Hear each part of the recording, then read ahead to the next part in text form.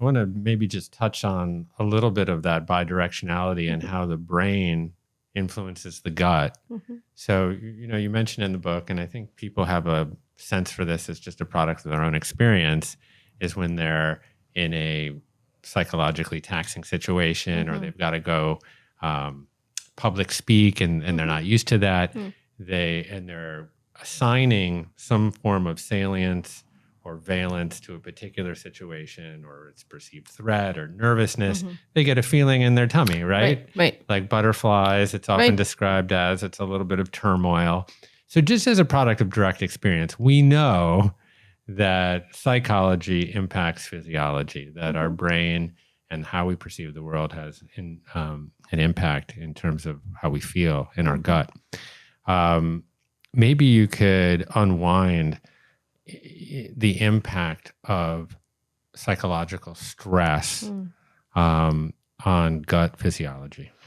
So studies have shown that things like, say, a bad day at work, an argument with a colleague, not having a good day with your boss, or argument with your spouse, stressful situations where we perceive stress can actually impact the gut microbes within 1 to 2 hours. You may not see the effect immediately, but they are altering and changing, which talks to the powerful nature of those emotions being translated Mm. and helps us understand why other ways to feel emotionally better, by like learning a breathwork method, learning yoga, doing some practice that actually helps calm you, is so important, because the manifestation of the stress has an impact on your body, and through the microbes. So that's separate to all the other negative impacts of stress. The way that food can impact that is that stress actually precipitates habit pathways in the brain. Mm. So, say you have suddenly developed a candy fix over COVID, Mm. and you wonder, well, why do I have to get that bag of candy every single day? Well, it's not only just sugar and the dopamine reward pathways acting in a similar way, like cocaine and other street drugs. It's also the fact that you are tapping into these cycles in your brain that get set up, and it's hard to jump off that cycle when you're in it. Mm. So there are many different ways that the brain is the most important organ in our body. And I always say to people, we ignore it quite a bit, but it's without our brain, nothing else functions. So Yeah, well, it's mysterious in its it's very ways. mysterious. We only learn.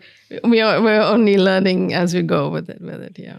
Yeah, and it seems as if the activation of the sympathetic nervous system and the concomitant steroid hormones like epinephrine and cortisol Mhm.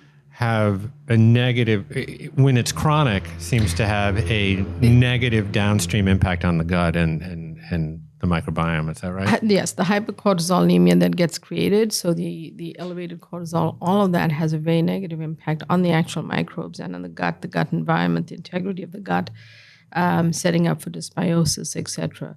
Mm. So I think that the the gut is a, I like to think of it as kind of Grand Central Station, because so much happens there. We have production of Yeah. hormones, sleep and circadian rhythm, which is our internal body clock, vitamin production, immunity. 70% of our immune system is in the gut.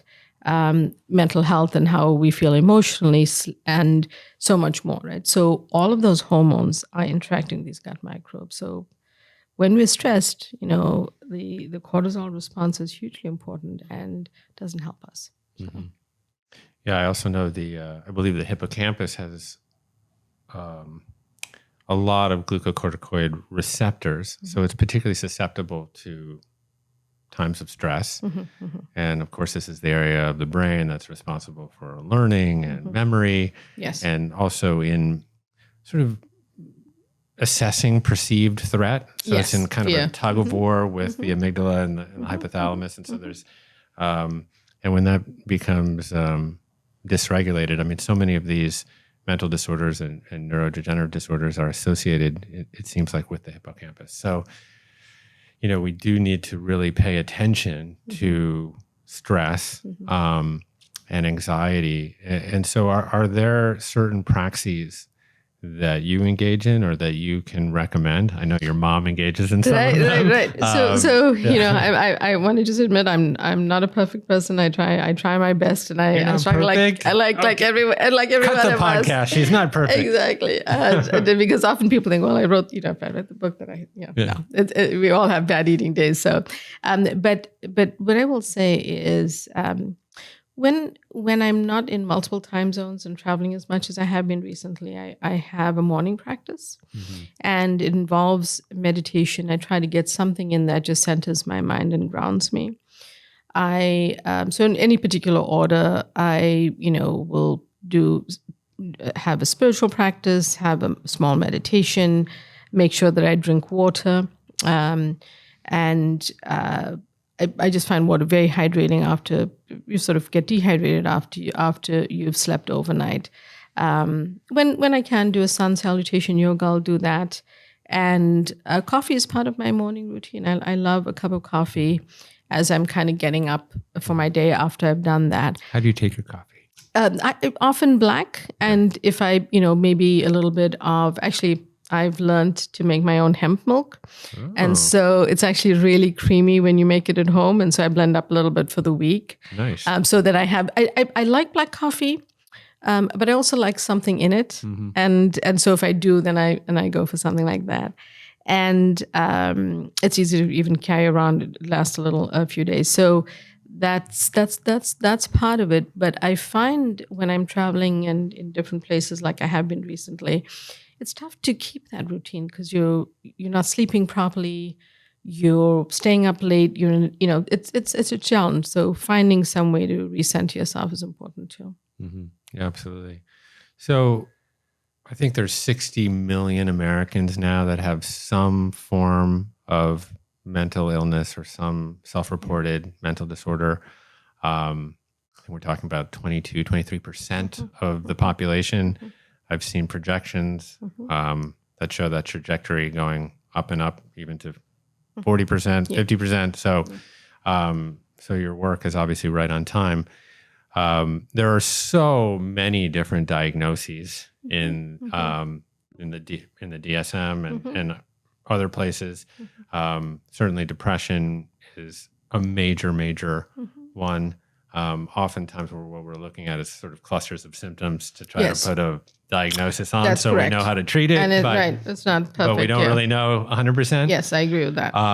But certainly anxiety is such a huge issue for so many different people right now. And I know that you tackled anxiety in one of the chapters of this book right here. But you have a project that's more specifically focused on food and anxiety.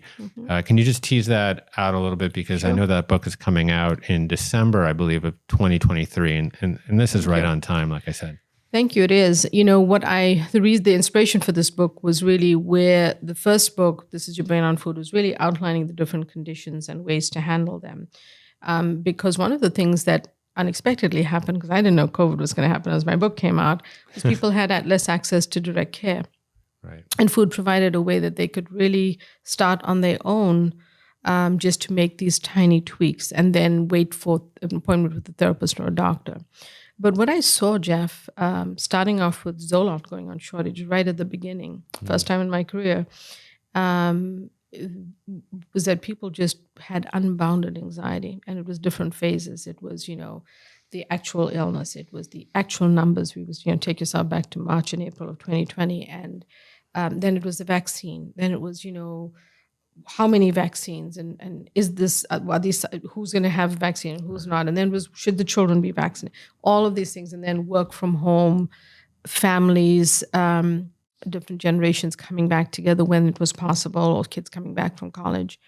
So many stresses, and what I just saw cycling in all of my patients was anxiety, just in people who had otherwise been okay, and not necessarily all related to dietary changes, just an unbounded anxiety. And I felt there had to be a way to focus in on this. And many people think of depression because depression and anxiety can be lethal.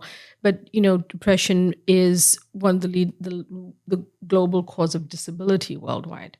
But anxiety is the most common condition in the US, and it's always been that way. And it has increased after COVID. Some of the research is pointing to 2 times or more. The World Health Organization globally released data to say that depression and anxiety increased by 25%. So I think that there's a reason we need to think about the ways we can tackle anxiety. And it's a plan. It's many different things. But one of the ways you can do that is how you're eating.